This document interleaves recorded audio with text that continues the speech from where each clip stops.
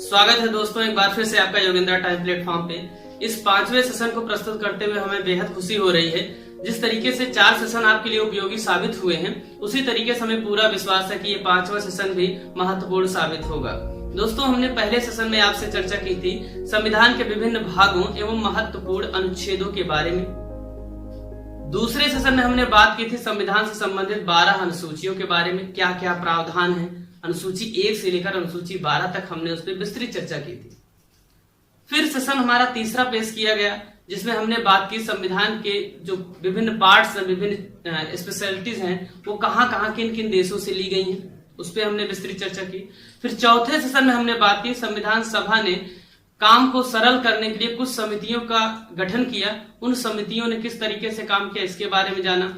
उन समितियों मुख्यतः हमने प्रारूप समिति, संघ शक्ति समिति, संघ संविधान समिति वगैरह वगैरह के बारे में हमने विस्तृत चर्चा की। आज के सेशन में हम अंतरिम सरकार और विभाजन के बाद गठित सरकार की चर्चा करने जा रहे हैं। तो आज का सेशन बहुत महत्वपूर्ण है आपके लिए, इसलिए इस सेशन को पूरा देखें और ज्यादा से ज्यादा लोगों को इससे जोड़ें। जो भी आपके मित्र दोस्त यार हैं, उन तक ये सूचना पहुंचाएं कि पॉलिटी की पूरी क्लासेस यहाँ पे दी जा रही हैं, वो भी बिल्कुल मुफ्त, जिसमें शामिल है एम लक्ष्मीकांत, दृष्टि IAS, ध्येय IAS, बाड़ी प्रकाशन और इसके साथ साथ घटना चक्र के विगत वर्षों के पूछे गए प्रश्नों का पूरा बिंदुवार अध्ययन। एक एक पॉइंट्स को यहाँ इस सेशन में क्लियर किया जा रहा है, जो आपके लिए आगामी परीक्षाओं में बहुत महत्वपूर्ण साबित होने वाला है। आप हमारा कोई भी सेशन एक उठाएं और अभी तक जो भी प्रश्न पूछे गए किसी भी परीक्षा में, वहां से मैच कराएं। आपको सारे के सारे प्रश्न वहां से मिल जाएंगे। आपको कहीं पर और किसी किताब को पढ़ने की या कुछ भी करने की जरूरत नहीं है, सिर्फ और सिर्फ आपको क्वेश्चन पेपर सॉल्व करते रहना है। तो चलिए शुरू करते हैं आज के सेशन को। महत्वपूर्ण यह है कि आप पूरे सेशन को देखें और साथ में नोट्स बनाते रहें। तो दोस्तों, जैसा कि हमने पहले ही मेंशन किया, आज हम अंतरिम सरकार पर बात करने जा रहे हैं। तो अंतरिम सरकार क्या होती है, थोड़ा इस मुद्दे पर हम चर्चा कर लेते हैं। अंतरिम सरकार वह होती है जब किसी निश्चित अवधि के बाद एक परमानेंट व्यवस्था अस्तित्व में आने वाली हो और तब तक उस व्यवस्था को चलाने के लिए किसी अन्य व्यवस्था का सहारा लिया जाए, उसे ही अंतरिम व्यवस्था कहते हैं। अब सरकार की बात आई, जैसे कि सरकार यह था कि भारत आजाद होगा, उसके बाद सरकार बनेगी। तो अंतरिम सरकार तब तक जो गठित की गई गतिरोध को दूर करने के लिए, इसीलिए उसको अंतरिम सरकार कहा गया। अर्थात मुख्य जब तक व्यवस्था नहीं आ जाती तब तक जो व्यवस्था स्थापित की जाती है उसको भी अंतरिम कहा जाता है। ठीक, ये क्लियर हुआ। काम चलाऊं एक तरीके से सरकार थी। ठीक, अगर हम लेमैन टर्म में बात करें तो इस समय स्थितियां ये हैं कि हमने पिछले सेशन में आपको बताया था कि संविधान सभा की पहली बैठक के दौरान ही मुस्लिम लीग ने क्या किया, बहिष्कार कर दिया। अब जैसे ही बात आती है कि अंतरिम सरकार का गठन होने जा रहा है, मुस्लिम लीग क्या करती है, शुरू में तो कह देती है हम भागीदार इसमें नहीं होंगे, परंतु बाद में क्या करती है, मुस्लिम लीग के दिमाग में एक आइडिया ये आता है कि जो हम पाकिस्तान की मांग देश के अलग अलग कोनों से उठा रहे हैं, अगर हम अंतरिम सरकार में शामिल हो जाएंगे तब उस मांग को उठाएंगे तो वो ज्यादा प्रभावकारी होगी। ये ठीक उसी तरीके से हुआ जिस तरीके से आप देखेंगे उदारवादियों और चुनाव लड़ने को इच्छुक 2 धड़ों में कांग्रेस के विभाजन के दौरान हुई थी। एक ऐसा धड़ा जो CR दास के नेतृत्व में विधानसभाओं का चुनाव लड़ना चाहता था और दूसरा धड़ा जो कि चुनाव लड़ना नहीं चाहता था। तो इन्होंने भी वही अपनाया कि ये चाहते थे कि ये जाएं मंत्रिमंडल में शामिल हों और पाकिस्तान की मांग को बुलंद करें। तो इसीलिए जब सरकार की गठन हो जाता है तो इसमें मुस्लिम लीग भी भागीदार हो जाती है। आइए थोड़ा सा हम शुरू करते हैं। इसमें कौन कौन से पॉइंट्स एग्जाम पॉइंट ऑफ से महत्वपूर्ण है। देखिए, पूछेगा आपसे यहां से क्या, वो इतना पूछता है आपसे कि कोई एक दे देगा विभाग, इस विभाग के अध्यक्ष कौन थे। ठीक है, इतना यहां से पूछता है तो कुछ आपको विभाग यहाँ पे ध्यान देने हैं, नोट डाउन करने हैं और उनको 2-3 बार पढ़ लेना है और वहीं से फिक्स है क्वेश्चन आएगा। जब भी इधर आता है आप देखेंगे कोई एक सेक्शन है जिसमें पॉलिटी 15 भी नंबर का 10 भी नंबर का पूछा जा रहा है, तो उसमें से पूछा जाता रहा है अगर one day exam point of view से देखें तो गाहे बगाहे एक आध दो क्वेश्चन यहाँ से आते ही रहते हैं, ठीक है। तो इसको थोड़ा ध्यान में आप रखिएगा। जब इस अंतरिम मंत्रिमंडल का गठन किया जा रहा है तो उसके अध्यक्ष पॉइंट हो रहे हैं लॉर्ड माउंटबेटन। इस चीज को आप याद रखिएगा, अध्यक्षता पंडित जवाहरलाल नेहरू को न देकर लॉर्ड माउंटबेटन को दिया जा रहा है। ऐसा क्यों? जिससे अंग्रेजों का नियंत्रण बना रहे इस पे, ठीक है। और जब शुरू में इस अंतरिम सरकार का गठन किया जा रहा है तब इसमें कुल मिला के 13 मंत्री शामिल हैं। कितने शामिल हैं? 13 मंत्री, ठीक भैया। आगे चलते हैं थोड़ा सा। माउंटबेटन को अध्यक्ष बना दिया जाता है, पंडित जवाहरलाल नेहरू क्या बनते हैं? उपाध्यक्ष बनते हैं। इसको याद रखिएगा। साथ ही साथ इसमें यह पूछा गया किन किन मामलों को उन्होंने, किन किन मंत्रालयों को अपने पास रखा। तो विदेश मंत्रालय, और विदेश मंत्रालय के साथ साथ उन्होंने राष्ट्रमंडल से संबंधित मामलों को भी अपने पास रखा, ठीक है। क्लियर हो रहा है आपको? आगे चलते हैं। सरदार वल्लभ भाई पटेल ये गृह सूचना तथा प्रसारण विभाग के मंत्री बनाए जाते हैं, वल्लभ भाई पटेल जी। इसको याद रखिएगा, पटेल हैं, क्या करेंगे? गृह से संबंधित, आप जानते हैं गृह मंत्री थे। बाद में भी इन्होंने इससे संबंधित कार्य किया और अंतरिम सरकार में भी इन्होंने काम किया। भी थोड़ा सा हम आपको इसको दिमाग में एक इसकी मैपिंग करवाते हैं भैया, ठीक है। सरदार बलदेव सिंह, बलदेव हैं, बलशाली है, इनके पास बल है तो क्या करेंगे? रक्षा करेंगे। ये रक्षा मंत्रालय का कार्यभार संभालते हैं, ठीक है। रक्षा मंत्री अपॉइंट किए जाते हैं। सी राजगोपालाचारी, इनको राजा जी नाम से भी जाना जाता है। किस नाम से इनको कहा जाता है? राजा जी। ये आपसे पूछता है, ठीक है भैया। राजा जी नाम से इनको जाना जाता है और एक कांग्रेस के एक जाने माने नेता थे। ये क्या कौन सा विभाग संभालते हैं? शिक्षा एवं कला से संबंधित मंत्रालय को ये संभालते हैं, ठीक है। कौन? सी राजगोपालाचारी, जो स्वतंत्र भारत के प्रथम और अंतिम भारतीय गवर्नर जनरल थे। इसको आप जानते हैं, ठीक है। चलिए आगे बढ़ते हैं सेशन में भैया। आगे आप देखेंगे तो जॉन मथाई हैं जो कि उद्योग एवं आपूर्ति से संबंधित विभाग संभाल रहे हैं। कौन? जॉन मथाई उद्योग से संबंधित मंत्रालय संभाल रहे हैं। Rajendra Prasad exam point of view से महत्वपूर्ण है, खाद्य एवं कृषि मंत्री थे अंतरिम सरकार में। ये याद रखिएगा, अंतरिम सरकार का मतलब सीधा सा ये हुआ कि अभी भारत स्वतंत्र नहीं हुआ है, ठीक है। आसफ अली ये रेलवे एवं परिवहन मंत्री थी, ठीक है। क्लियर हो रहा है? और उसके बाद जगजीवन राम के पास श्रम मंत्रालय था। इसको आप याद रखिएगा, ठीक है। क्लियर हो रहा है? जगजीवन राम, जीवन भर क्या है? आपको श्रम ही करना है, तो श्रम मंत्रालय था इनके पास, ठीक है। CH भाभा थे, इनके पास खान एवं बंदरगाह मंत्रालय था। इसको आप याद रखिएगा, कौन? CH भाभा, ठीक है भैया। अब देखिए हुआ क्या कि इसमें मुस्लिम लीग के 5 सदस्य शामिल हो गए और पहले से जो 3 सदस्य थे उनको बाहर कर दिया गया, उनका नाम आपसे नहीं पूछता, ठीक है। तो बचे कितने इसमें? 10, और मुस्लिम लीग के कितने शामिल हुए? 5। तो अब मंत्रिमंडल की सदस्यों की संख्या कितनी हो गई? 15। तो ये आपसे पूछ सकता है कि मंत्रिमंडल में मुस्लिम लीग के शामिल होने के पहले सदस्यों की संख्या कितनी थी? 13 थी। मुस्लिम लीग के शामिल होने पर कितनी हो गई? 15 हो गई। परंतु मुस्लिम लीग के कितने सदस्य भाग लिए? 5। इसको याद रखिएगा। 26 अक्टूबर 1946 को मुस्लिम लीग ने निर्णय लिया कि उसे अंतरिम सरकार में भागीदार होना है, ठीक है। अब क्या हुआ? उनके कुछ नाम भेजे गए जिन्हें अलग अलग पदों पर स्थापित किया गया। इनमें कौन कौन से पद थे? जोगेंद्रनाथ मंडल थे, इनको विधि मंत्री बनाया गया, ठीक। लियाकत अली थे, इनको वित्त मंत्री बनाया गया। देख रहे हैं आप, बड़े बड़े मंत्रालय दिए जा रहे हैं। जोगेंद्रनाथ मंडल को विधि मंत्री।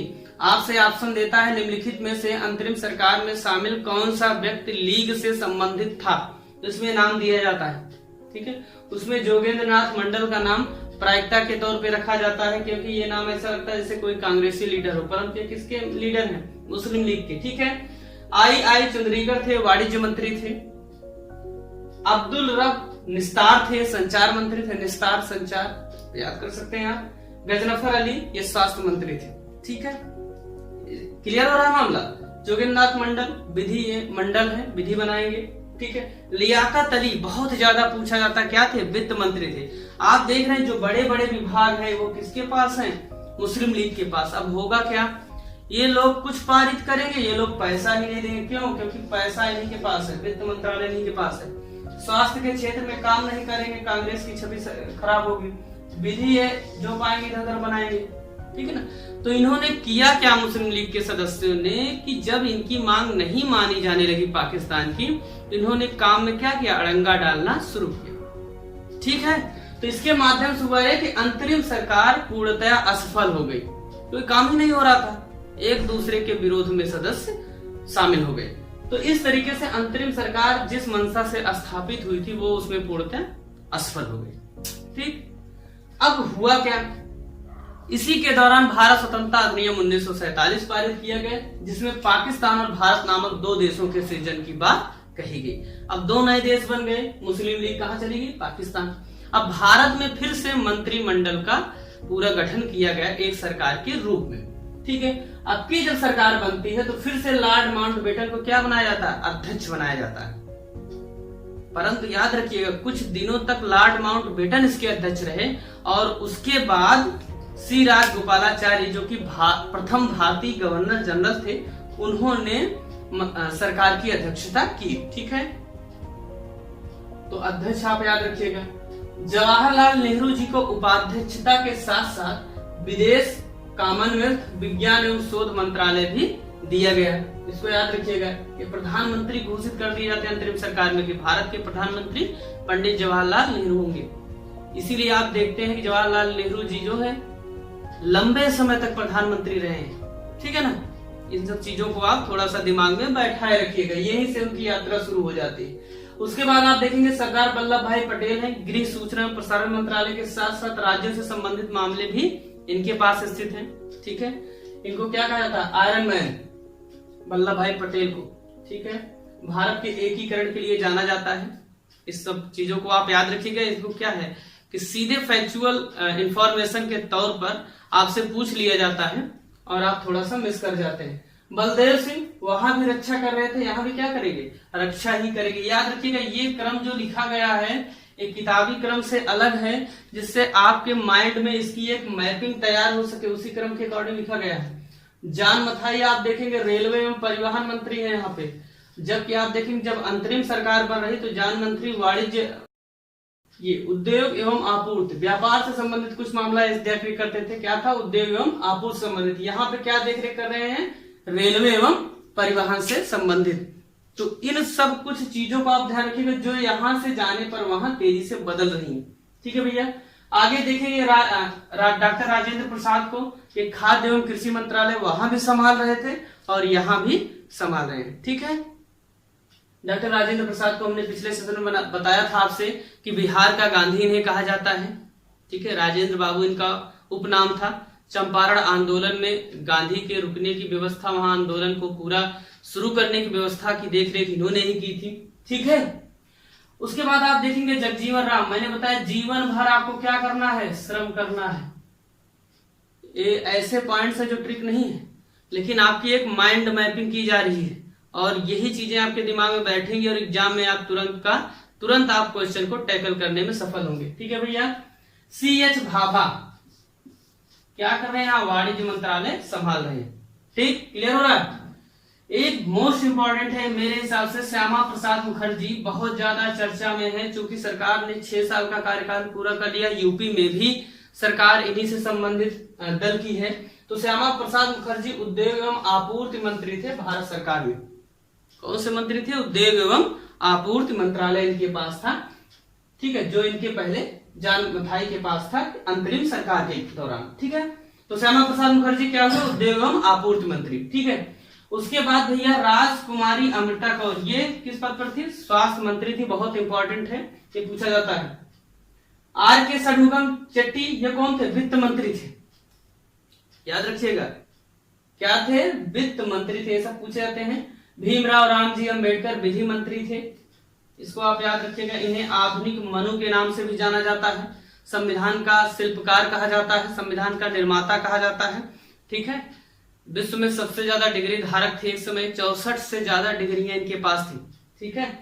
आगे देखिएगा मौलाना अबुल कलाम आजाद क्या थे, शिक्षा मंत्री थे, इसको भी याद रखिएगा। भारत में जो पहली सरकार गठन हो रहा है स्वतंत्रता के बाद का, उसमें क्या शिक्षा मंत्री हैं रफी अहमद किदवई, संचार मंत्री हैं, ये भी आपसे पूछता है, और एमबी गाडगिल, ये क्या है खान एवं ऊर्जा मंत्री हैं, इनको भी थोड़ा याद रखिएगा। परंतु आपसे वो कुछ पॉइंट्स आउट किए गए हैं यहाँ पे आपके लिए जो महत्वपूर्ण हैं। उपाध्यक्ष के बारे में आप पढ़िए, सरदार वल्लभ भाई पटेल के बारे में, बलदेव सिंह, जान मथाई, राजेंद्र प्रसाद खाद्य एवं कृषि मंत्रालय संभाल रहे हैं, ठीक है भैया। जगजीवन राम जीवन भर संघर्ष कर रहे हैं। सीएच भाभा वाणिज्य मंत्रालय, श्यामा प्रसाद मुखर्जी बहुत महत्वपूर्ण है, उद्योग एवं आपूर्ति मंत्रालय संभाल रहे हैं, ठीक है। राजकुमारी अमृता कौर राजकुमारी हैं, स्वास्थ्य की देखभाल करेंगी, इसको आप जान ही रहे हैं, ठीक है भैया। तो स्वास्थ्य की देखभाल ये कर रही है, स्वास्थ्य मंत्रालय संभाल रहे हैं। तो ये तो हुआ कि हमने सरकारों की बात की, अंतरिम सरकार और लीग के पाकिस्तान के गठन के बाद बाहर होने के बाद की सरकार की स्थितियों के बारे में हमने चर्चा की। यहां से पूछेगा क्या, कोई ये पूछ लेगा कि स्वतंत्रता के बाद गठित भारत की प्रथम सरकार में श्रम मंत्री कौन था? जगजीवन राम, ये मीरा कुमार जो कि भारत के पहले महिला लोकसभा स्पीकर थी, उनके पिताजी हैं, ठीक है। तो जगजीवन राम जी हैं, ये क्या थे? स्वास्थ्य श्रम मंत्री थे, जीवन भर क्या करेंगे? श्रम, ठीक है। ये पूछ सकता है आपसे इस तरीके से। रक्षा मंत्री कौन थे? बलदेव सिंह। आप आंसर उठाएंगे, जो मैंने आपके लिए पॉइंट आउट किए हैं ये सारे प्रश्न ऐसे पूछे गए हैं।